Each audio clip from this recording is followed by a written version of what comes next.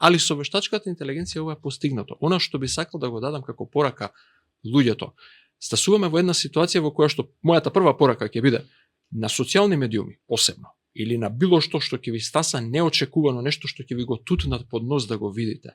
И тоа ви предизвикува емоционална реакција, каква сака нека е сликата, претпоставете дека сликата или видеото е лажно, невистинито, почнете од таа премиса, практично не верувајте на ништо и после проверете дали воопшто сакате да проверите.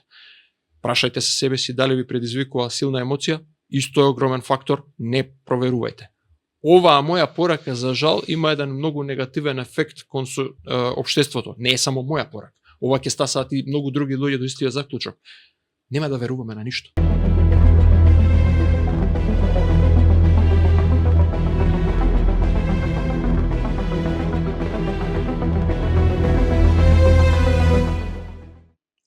Добре дојдовте. Ова е контекст. Овде фактите се свети, фактите се заеднички, мислењата се слободни, а контекстот е цар. Јас сум Владимир Петрески, уредник на порталот Вистиномер и водител во Контекст. Денеска ќе говориме за интернет измамите, пред се измамите на социјалните мрежи и го имаме вистинскиот човек за тоа. Со нас е Божидар Спировски, инженер, чија што специјализација е сајбер безбедноста и кој секојдневно се грижи неговите клиенти и неговите колеги да не подлегнат врз било какви измами додека ја вршат својата работа. Божидар, добре дојде. Добре ве најдов. Можеш да ни кажеш малку за тебе, да те запознаат, нели, луѓето што не следат, во неколку збора, нели, приближи се, мислам да се приближиме до него. Благодарам за поканата прво. Јас сум Божидар Спировски. Веќе 25 години во ова IT, сајбер безбедност и така натака индустрија некако комбинирано. Работам специјално сајбер безбедност 15 години, моментално работам за две компании како Information Security Officer, односно човекот кој што не спие за другите подобро да спијат. Она што исто така се трудам да го направам е често на нашите социјални медиуми да искомуницирам секакви можни измами со кои што се соочуваат нашите сограѓани, да едуцирам и да објаснам зошто ова е измама и кои се индикаторите кои ќе им помогнат за понатака да ги избегнат вакви измами. Супер. Да, и тој момент, тој елемент од твојата работа ми е важен. Се разбира и сајбер безбедноста, сите ние работиме, нели, на компјутери, сите сме нон-стоп врзани на мрежи и сите сме мета на сајбер криминалци, на измамници. Добро, кажи ми прв пат, нели, кога почна, само да не идеме, да не одиме предалеку во историјата, вака на брзинка генезата и развојот на овие измами, не знам, во последнава деценија, например. Измамите не се од последната деценија. Да. Реални. Она што се смени во последната деценија, во контекст на измамите, е тоа што криминалците многу успешно ја усвоија дигиталната трансформација. Истите овие измами кои што денеска ник се пласираат преку интернет, имейл, социјални медиуми, било што дигитално, постоеле и претходно. Постоеле во времето на пишаните медиуми, на печатените огласници, на личните контакти и така натака, само сега се многу побрзи, многу поефикасни и стасуваат до многу повеќе луѓе. Форматот на измама сам по себе, дека некој ќе ве излаже нешто да купите, некому да дадете пари, да ви земе податоци, да ви земе детали пристап, е ист последните можеби 1000 или 2000 години, само еволуира, дигитализацијата многу ги забрза, им даде моќ на криминалците и можам да им честитам на криминалците, многу поуспешно направија дигитална трансформација од многу големи компании. Да, Арно, ама ако отидеме напред, нели, ако отидеме, не знам, значи, како што реков, последнава деценија, пред социјалните мрежи да станат популарни, пред онлайн платформите да станат популарни, пред нив беа порталите, а пред нив беше мејлот. И имаше, нели, многу измами на имейл, до ден денешен ги има, на сите ни стигнуваат спамови, само што За среќа сега има спам фолдери и огромен број нели одат таму. Ама после тоа се појавија порталите и таму почнаа да се појавуваат реклами кои што беа крајно сомнителни. Добро. Значи порталите нели во почетокот на нив се гледаше нели со презир малку од страна на традиционалните медиуми кои беа моќни, им беше многу тешко да стигнат до огласувачи и они мора да пуштаат понекогаш и реклами кои што звучат крајно сомнително за да опстанат. Потоа се појавија оние така наречени advertising платформи, програматик платформи, каде што на некоја агенција и одвојувате простор на вашата страница и таа пушта реклами, наоѓа реклами.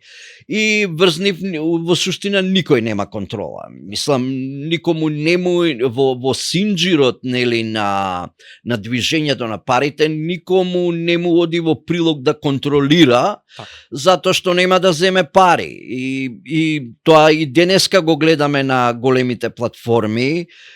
Они дури кога би сакале да контролираат, би им било многу тешко затоа што има премногу реклами. Значи ќе треба купишта луѓе да вработат.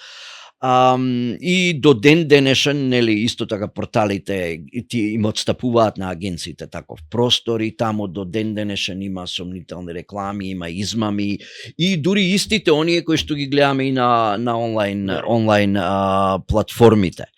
И сега тука би сакал да те прашам како оди таа работа, како се развиваше таа работа на онлайн платформите, значи на социјалните мрежи.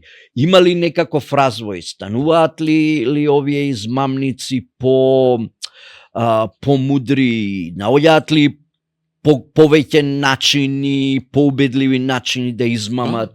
Значи, целиот модел, ова што го спомна пред малку околу постоењето на имейлот, па на порталите, па на сега сме стасали до социјалните медиуми, тоа е само канал за комуникација. Ние сите тоа го гледаме како канал за комуникација. Дали еднонасочен или двонасочен, дали само читаме или читаме и пишуваме со некого. Она што криминалците го возможува и го согледаа брзо е дека можат многу брзо да ги употребат како што еволуираат овие канали за комуникација, се побрзо можат да стасаат и се подалеку, односно до се повеќе луѓе да стасаат со својот обид, ќе речам, за измама, не е секој пат успешна измама. Тоа е првата еволуција. Втората еволуција која веќе ја гледаме можеби последниве 2-3 години е врзана за усвојување на техники кои што се типично познати од маркетинг. Криминалците, бидејќи сега имаат огромна моќ на дигитализацијата и брз фидбек дали нешто е успешно или не е успешно, дали нивната измама во овој формат е успешна или во оној формат е успешна, почнуваат да прават АБ тестирање. АБ тестирање, за оние кои што не знаете, ќе се обидеме со реклама А, која изгледа вака, и со реклама Б, која изгледа онака, и ќе видиме која ќе ни даде повеќе успех или продажба.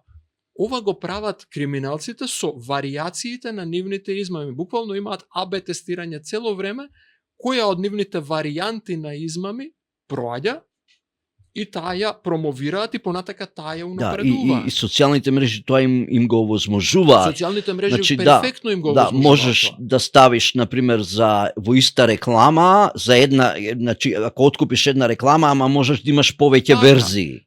Само и да за различни пазари. Така, само да објасниме за гледачите, самата реклама по себе е оружјето што го користат. Рекламата сама по себе не е ништо. Но, криминалците ја користат рекламата како начин за да стасаат до таргетирана група на луѓе.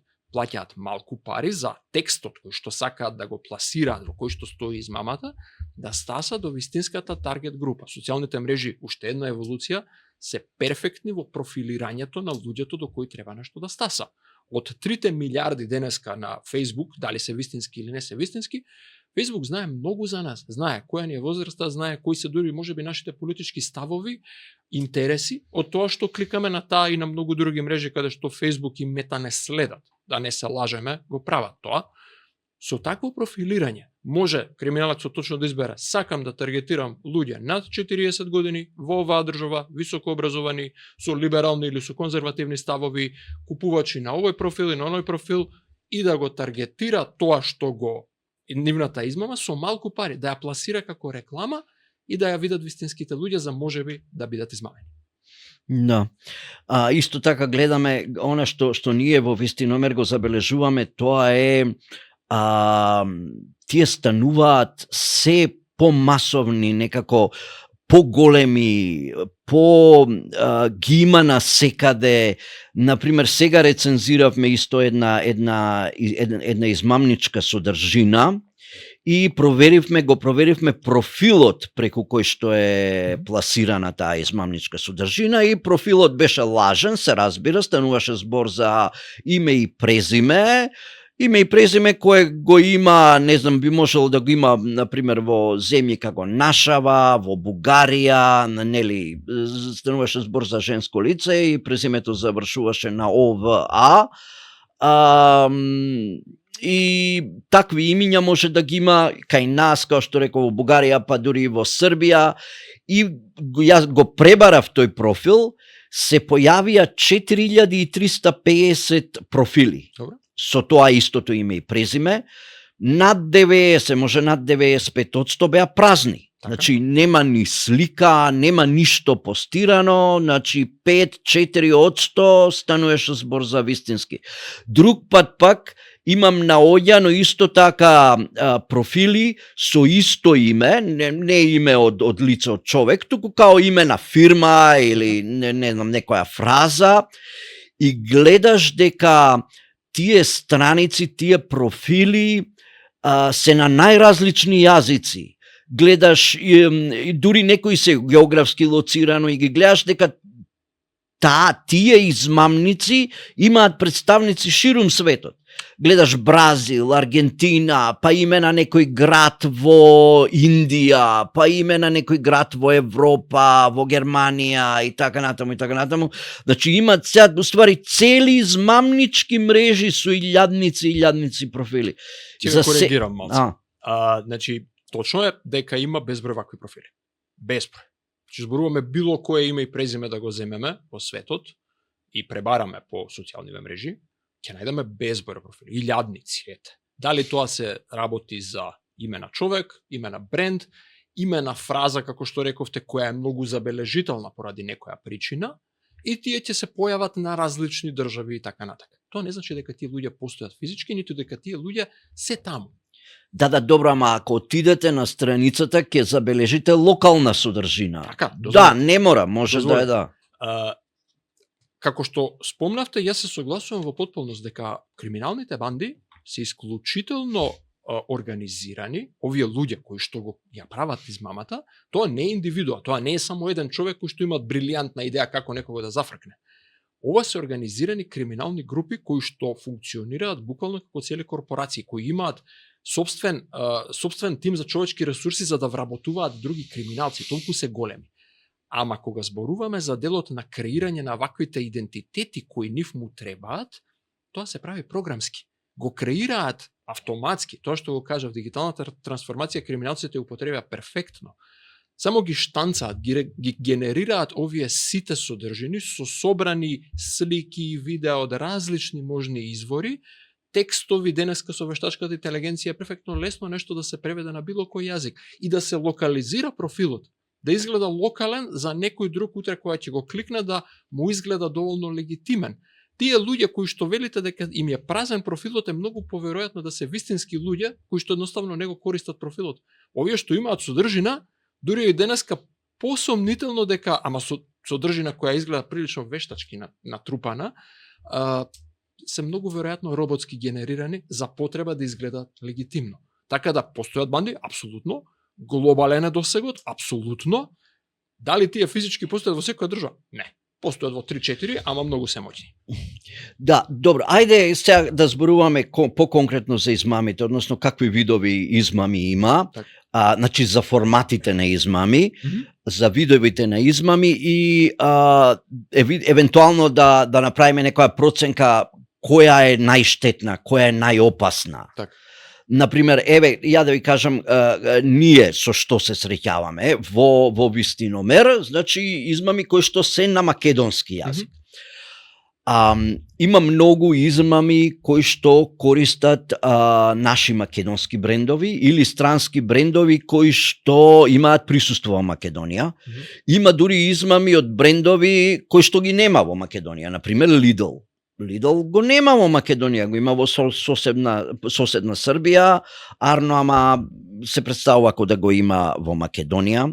И ваквите измами, значи тоа се лажни наградни игри или некакви подароци, се разбира, кои што не постојат.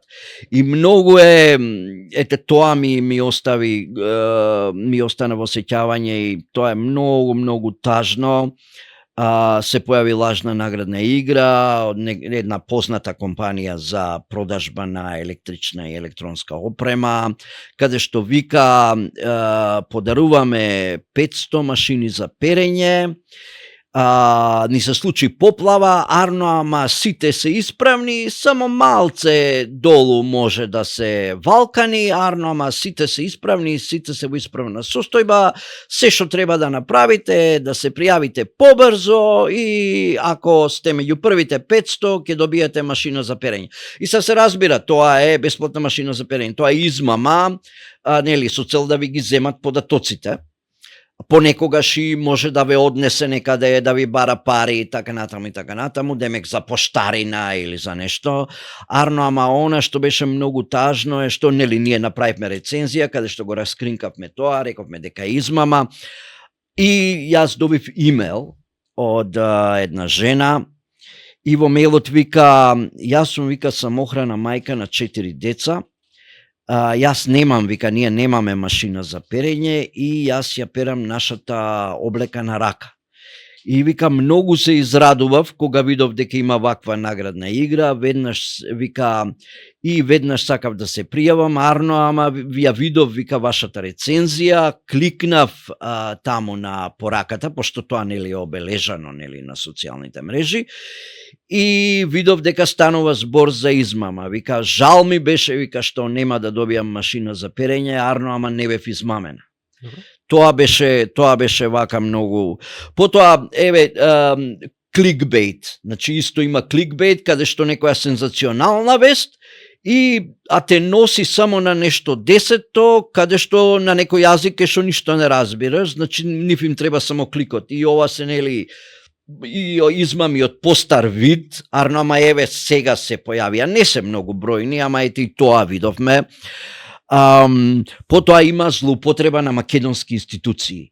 Министерство за здравство, за социјала, државата ќе дава 39.000 денари, министерството ќе дава социјална помош од толку пари, тоа е кривично дело дури. Вие не смеете лажно да се представувате како да сте државна институција, како да сте Министерство за здравство, да го злоупотребувате грбот на државата, знамето на државата, мислам, тоа е многу опасно. Ова се работи што ние во вистиномер ги имаме сретнато. Исто криптоизмами.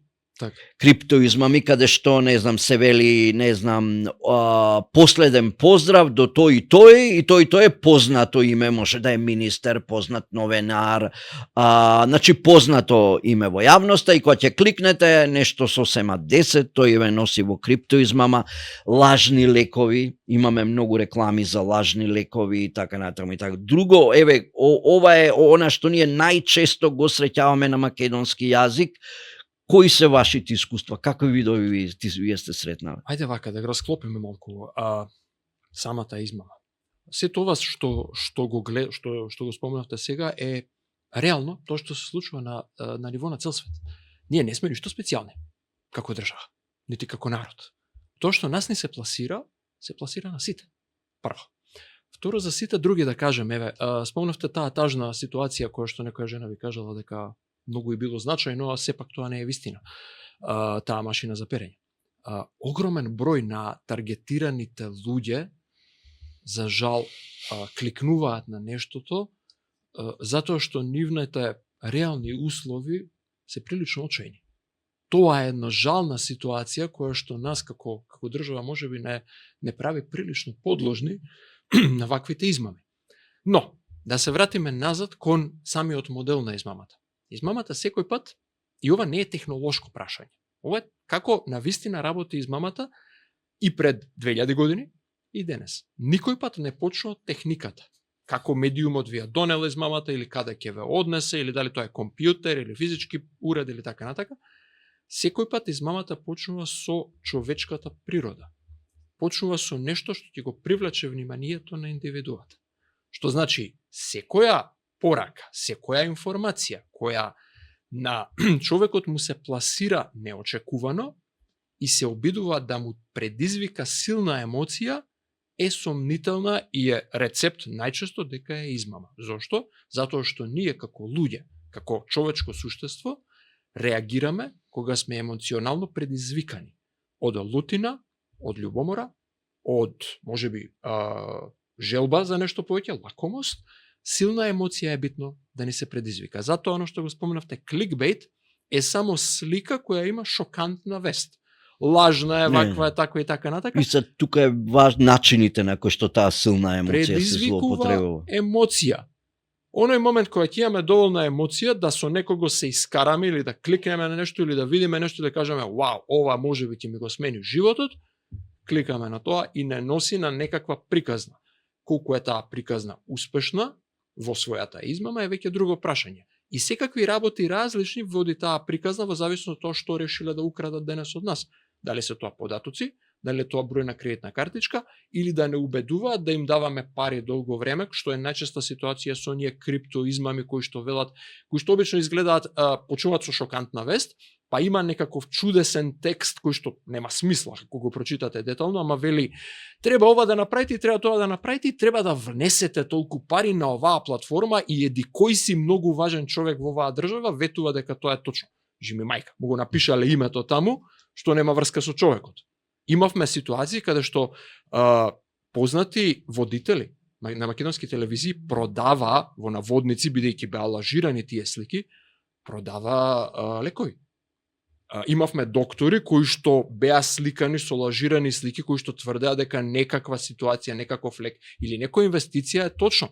Сето тоа беше лага, ама е доволно за некој кој што не е многу внимателен и е доволно очаен да реагира на тоа, за да го прифати. И пак стасуваме до моментот на очај.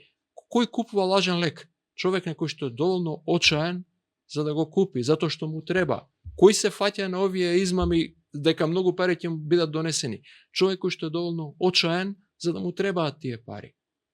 Тоа е тажната ситуација во оваа држава. А на крајот на денот, како секој пат почнува од тој тригер, и тоа е пораката што денес како една работа треба да запаметат гледачите што ја гледаат оваа емисија, е ако ви предизвикува силна емоција и е неочекувано, рачунајте дека е лага и почнете со таа премиса, па после читајте дали е вистината.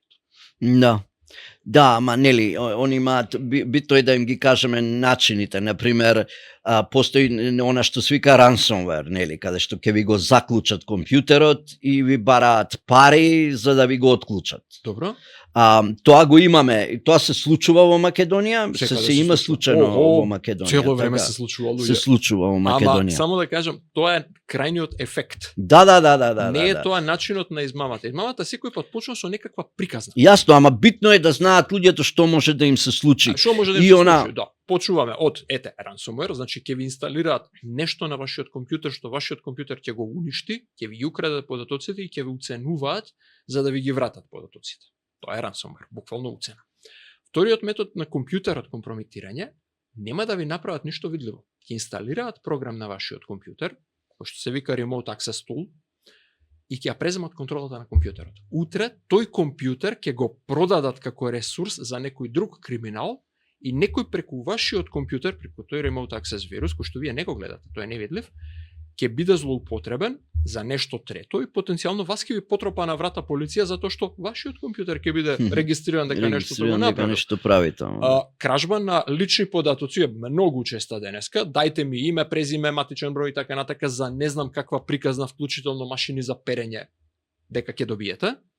Па сличната варијација на тема на тоа, дајте ми ги податоците и дајте ми број на кредитна картичка за нешто. За мене најсрамен пример беше кога некој се обиде да лаже дека ќе добијат бесплатна скопска картичка. Оние за возење во автобус. Да, тоа е меѓународен скандал. Срамота беше. Значи луѓе зборуваме за нешто што денеска луѓето што се возат со автобус не се луѓе што сакаат да бидат измамени, да не се лажеме, никој неќе.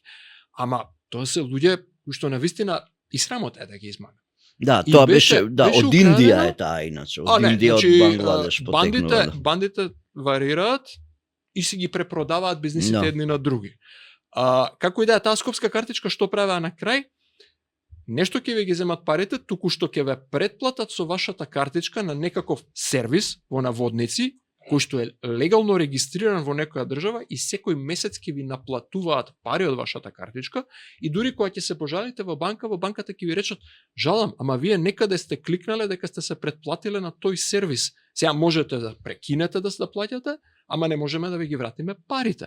Тоа е едната и најстрашната работа е кога ќе речат сега ќе ви ги собереме сите пари. Тоа е или со крипто измами, кога ве лажат да инвестирате уште и при тоа ви цртаат некакви поврати на тие инвестиции, некаков сајт постои на кој што ве водат дека преку инвестирање во криптовалути тоа ќе ви донесе многу пари, вие гледате некакви слики, оној момент кога ќе се обидете да си ги побарате парите, добро, дајте ми ги сега сите овие пари што јас сум ги добил, ќе ви речат не треба уште да инвестирате и продолжувате да влегувате се подлабоко и подлабоко и на крај кој да е ќе исчезне. Тоа е криптовалута инвестиција и најстрашното по мене се две злоупотреби на емоционално ниво. Едната е врзана слично на ова со криптовалутите.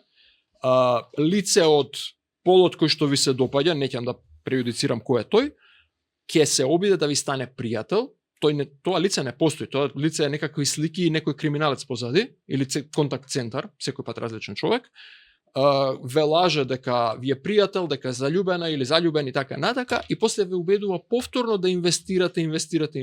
Ова се вика пик бучеринг тип на измама, кој што буквално ќе ве колат, да ќе ги соберат сите пари. Колене на свиња, да. И на крај ќе ве напуштат, ќе исчезнат, и врвот, кој што предизвикува самоубиства, се вика сексторшн, односно уценување со секс. Се предизвикуваат и на ова најчесто паѓаат мажи. Се предизвикуваат, мажи се контактираат од нешто што личи на убава жена, то се слики. Не постои таа жена. Се воспоставува некаква врска, условно речено интернет врска, и се убедуваат тие луѓе да имаат интернет секс. Односно да пуштат камера и да покажат нешто од себе си на таа камера. Криминалецот ги снима и потоа ги уценува. Со тоа видео им го праќа назад и вика јас ова го имам за тебе и ќе го добијат твоите родители, семејство, пријатели, ако ти не ми плаќаш и плаќаш. No. Ова предизвикува буквално луѓе од срам, по цел свет ова е познато, предизвикува луѓе да се самоубијат. Ова е страшно. Да, и добро, затоа и ние постоиме и затоа и се бориме против овие работи. Она што од искуството на Вистиномер го имаме, тоа е измамниците знаат да бидат упорни. Апсолутно. Значи, некои содржини кога ќе ги разоткриеме, потоа повторно да ги видиме и повторно, некогаш во видоизменета форма малку, некогаш во многу видоизменета форма. Арно, ама тука ни помага упорноста.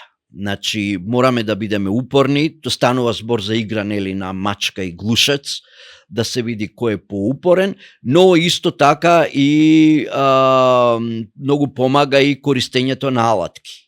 Значи, алатки кои што ни помагаат во проверката на факти и кои што стануваат подостапни и кои се повеќе и поредовно ги користиме и тие исто многу ни помагаат. И на крај сакам само да не останеме недоречени, сакам да говориме за употребата на AI, на вештачката интелигенција во измамите. Ние исто така многу се среќаваме со содржини направени, значи измами направени со вештачка интелигенција. Во најголем дел станува збор се уште за содржини кои што се креирани во странство со вештачка интелигенција и овдека стануваат. И не мора да станува збор за измами и за дезинформации. Значи, се шири дезинформација, има вештачка интелигенција, пред се за визуелни содржини, фотографии в најголем дел, понекогаш и видео, арно ама, и кој што викам, најголем дел се уште стигнуваат од странство, арно ама сигурно ќе почнат такви содржини во поголем дел да се прават и кај нас. Ние имаме алатки, значи почнуваат да се појавуваат алатки за проверка на факти, на содржини кои се направени со вештачка интелигенција. Арно, ама да чуеме што мислите вие за оваа битка, какви све предизвици ќе ни донесе? Ќе кажам ќе представам на прилично апокалиптична слика. Она што се случува со вештачката интелигенција, прво, вештачката интелигенција е комплетен мисномер. Нема многу интелигентно во ова што ние денеска го викаме вештачка интелигенција. Тоа е статистички папагал кој што од сите претходни информации што се истурени во него, ја вади најверојатната, статистички најверојатниот резултат врз основа на прашањето што сме му го поставиле. Нема некоја креативност во уредот. Но тоа не значи дека корисникот на тој уред, на таа машина, не е доволно креативен за да му побара на тој статистички папагал да му произведе содржина. Каде е опасноста од вештачката интелигенција? Ако реков дека криминалците со дигиталната трансформација и автоматизацијата успеаат многу да бидат побрзи од нас, и ова што го кажавте не се откажуваат, не им е гајле, нешто не се откажуваат. Ние можеме до утре да објаснуваме како овој специфичен пример на измама е погрешен, тие ќе сменат малку и ќе продолжат да ја прават истата измама, бидејќи автоматизирано, бидејќи не му е гајле. Со вештачката интелигенција само се засилуваат. Креирањето на слики, кое порано, на лажни слики, кое порано им требало можеби ден или два да ги креираат, сега се работи за пар минути. Сега може да креираат видеа кои се доволно доверливи или изгледаат доволно доверливи за да бидат поддршка на нивната измама. Можат да конструираат моje ликце и мои гласи да му дадат друга содржина и јас да биде дека нешто промовирам и тоа да биде доволно уверливо за некого, за некој да го реагира, да реагира и да му верува. И уште повеќе вештачката интелигенција денес овозможува прескокнување на на јазичната бариера. Порано измамниците имаа голем проблем да ја прескокнат бариерата. Јас зборувам македонски, некој зборува англиски или некаков јазик било каде во светот, ама не го зборува мојот јазик. И кога ќе го напише нештото со некаков преведувач на мојот јазик, тоа изгледа смешно. Сега со вештачката интелигенција доаѓаме до скоро перфектен, скоро во живо превод, кој што дури и се изговара за криминалецот и може на телефон да ви се јават и криминалецот да не го зборува вашиот јазик, ама машина во меѓувреме да го преведува разговорот и да изгледа дека измамата е во живо. Доволно упорни, ќе ви се јават многу пати, се тргаме веќе од социјалните медиуми, се јавуваат на телефон и ве лажат. Со вештачка интелигенција тоа може да го направат. Имаше таква една измама од 26 милиони долари се собрале на состанок и едниот е финансискиот директор, а уствари не е финансискиот директор. И он на таа видеоконференција му дава на својот секретар 26 сметки и му вика на секоја од оваа уплати по $1,000,000 и овој го прави. Тоа испаѓа дека тие сметки немаат врска. Сега им се јавуваат, ова е редовна ситуација, барем еднаш во 2 недели некој ќе ми се јави да ми кажа дека им звонат на телефон на луѓе во Македонија, одлажирани броеви, и им кажуваат дека имаат сметка на македонски јазик, релативно лош, ама македонски јазик, дека имаат сметка во некаква банка некаде од Војко во Америка во наводници, што некој пат ја оставил и ако не платат одредена сума за провизија, ќе ги изгубат парите утре. Значи никој нема толку војковци во Америка, да не се лажеме, али со вештачката интелигенција ова е постигнато. Она што би сакал да го дадам како порака луѓето, стасуваме во една ситуација во која што мојата прва порака ќе биде на социјални медиуми посебно или на било што ќе ви стаса неочекувано, нешто што ќе ви го тутнат под нос да го видите. И тоа ви предизвикува емоционална реакција, каква сака нека е сликата, претпоставете дека сликата или видеото е лажно, невистинито, почнете од таа премиса, практично не верувајте на ништо и после проверете дали воопшто сакате да проверите. Прашајте се себе си дали ви предизвикува силна емоција, исто е огромен фактор, не проверувајте.